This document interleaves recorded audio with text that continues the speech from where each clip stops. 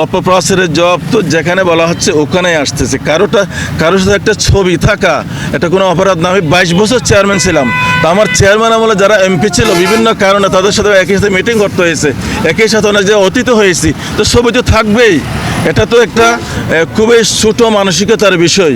আমি তো শাহজাহান চৌধুরীর সাথে ওনার ছবি দেখেছি, আমি নিজের চোখে দেখেছি। এমপি বদি সাহেব শাহজাহান চৌধুরীকে কদমবুসি করতেছে। উকিয়া কলেজের তিনি সভাপতি ছিলেন, আমি গভর্নমেন্টের সদস্য ছিলাম, আমি নিজের চোখে দেখেছি। এগুলো তো একটু রাজনৈতিক সৌজন্যতা। একজন নেতার সাথে একজন হাত মিলাবে, একজন নেতার সাথে ছবি তুলবে, একসাথে বসবে, একসাথে খাবে, এগুলো তো রাজনীতির সৌন্দর্য। যারা সুষ্ঠু সুন্দর রাজনীতি চায় না তারাই এগুলো নিয়ে বিভ্রান্ত ছড়ায়। ইনশাআল্লাহ জনগণের বিপুল সাড়া আমরা দেখতেছি। আমি মনে করি যে উকিয়া টেকনাফের মানুষ সিদ্ধান্ত নিয়েছে, তারা পরিবর্তন চায়, তারা নতুন নেতৃত্ব চায়।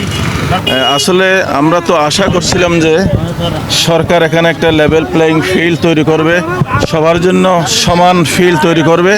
এটা আশা নিয়ে আমরা নির্বাচনে কাজ করতেছি, এখনও করে যাচ্ছি। এরপর আমরা বিচ্ছিন্ন বিক্ষিপ্ত কিছু ঘটনা দেখতেছি। অনেক জায়গাতে আমাদের ব্যানার ছিঁড়ে ফেলা হয়েছে, অনেক জায়গাতে আমাদের লোকজনকে বাধা দেওয়া হচ্ছে, অনেক জায়গাতে নানান ধরনের মিথ্যা তথ্য ছড়িয়ে বিভ্রান্তি ছড়ানোর চেষ্টা করা হচ্ছে।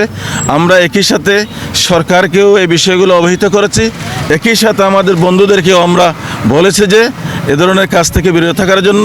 আমরা এখনও মনে করি সবাই মিলে আমরা একটা এদেশের মানুষের দীর্ঘ প্রতীক্ষিত একটি নির্বাচন, তারা স্বাধীনভাবে নির্ভয়ে নির্বিঘ্নে পছন্দনীয় প্রার্থীকে ভোট দেবে, এই পরিবেশটা যেন আমরা সবাই মিলে বজায় রাখি, একথাগুলো আমরা বলে যাচ্ছি। খবরের কাগজ, নিখাদ, নির্ভীক, নিরপেক্ষ।